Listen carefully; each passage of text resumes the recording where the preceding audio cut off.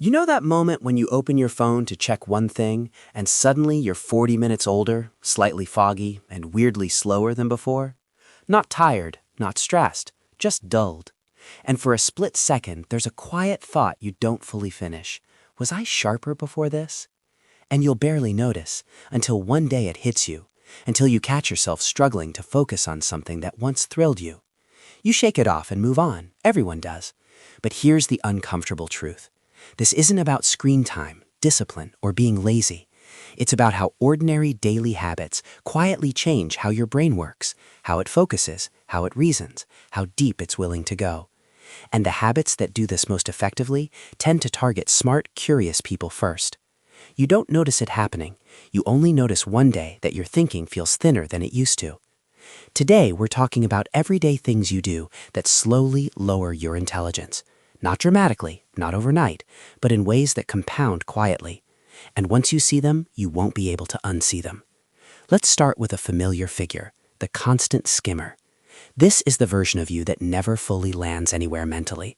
You read headlines, not articles. You watch videos while scrolling comments. You jump between tabs, apps, thoughts, conversations, always moving, rarely staying.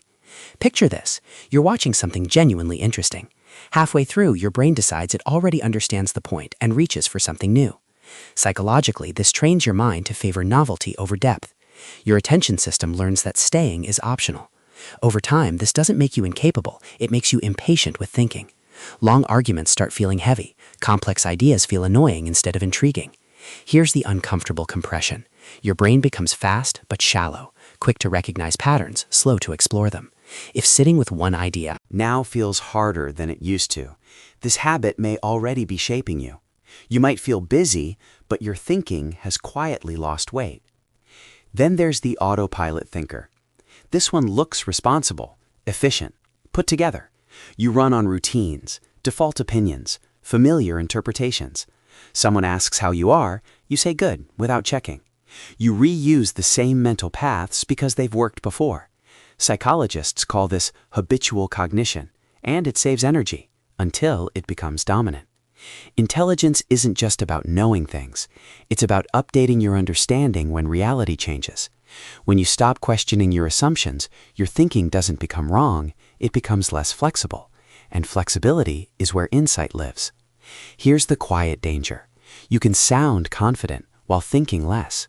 Imagine missing an opportunity because you never questioned the usual answer, or skipped a better idea because it didn't occur to you to look deeper. Ask yourself honestly, when was the last time you changed your mind about something important? If that question makes you pause longer than expected, this habit might be quietly narrowing your mental range. Another profile feels impressive from the outside, the chronic multitasker. You pride yourself on juggling everything, email open, music playing, messages buzzing. Multiple things moving at once. It feels productive, capable, in control. But cognitively, multitasking doesn't train intelligence, it trains task switching. And every switch taxes working memory.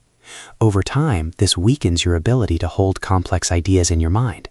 You forget what you were thinking mid-thought. You lose coherence. And here's the part that stings.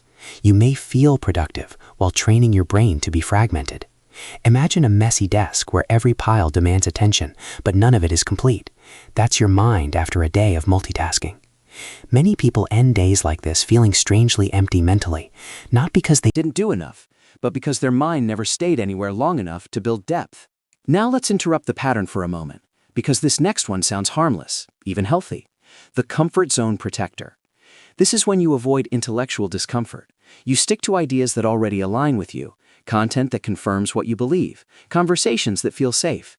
You tell yourself you're protecting your energy, but cognitive growth requires friction. When your mind never rubs against resistance, it doesn't sharpen, it smooths. Over time, thinking becomes simpler, more rigid, more emotionally reactive. Avoiding discomfort doesn't preserve intelligence, it prevents it from stretching. If opposing viewpoints irritate you instantly or complexity feels pointless, this habit may be quietly at work. Most people never notice until they realize their thinking has flattened without warning. Then there's the always occupied mind, the one that rarely experiences silence. There's always something playing. Noise, content, stimulation. Stillness feels awkward, unproductive, even threatening. Psychologically, this starves your brain of integration time. Intelligence isn't formed only during input, it's formed in the quiet moments when ideas settle, memories consolidate, and connections emerge. Without that space, thoughts stay shallow and disconnected. You react more than you reflect. And here's a sharper line. Eventually, constant stimulation leaves your mind hollow.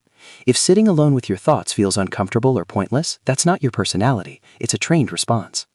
Now we reach one of the most underestimated habits of all, emotional avoidance. This is when you distract yourself from boredom, anxiety, sadness, or uncertainty instead of examining them. But emotions aren't just feelings, they're information. They tell you what matters, what conflicts, what needs adjustment. When you suppress them, you lose access to data about yourself. Others. Over time, this dulls insight. Not just emotional insight, but intellectual insight too. Intelligence isn't only analytical, it's interpretive. It's the ability to read situations, motives, and yourself accurately.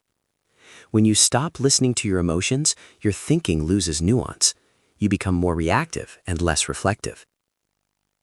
This is often the moment people lean in, because it expands intelligence beyond IQ. Once you see that, you realize how much depth depends on emotional awareness.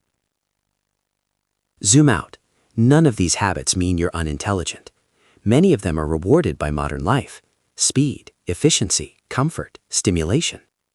These behaviors don't destroy intelligence overnight. They erode it slowly by changing what your brain practices every day. Intelligence grows where attention lingers, where discomfort is tolerated, where silence is allowed. The good news is this process is reversible. Awareness alone interrupts it. Stay a little longer with one idea. Let silence exist without filling it. Question something familiar. Feel something fully before distracting yourself. These are small acts, but they retrain depth. So here's the final thought to sit with after this ends. The habits you ignore today are quietly rehearsing the kind of mind you'll have tomorrow.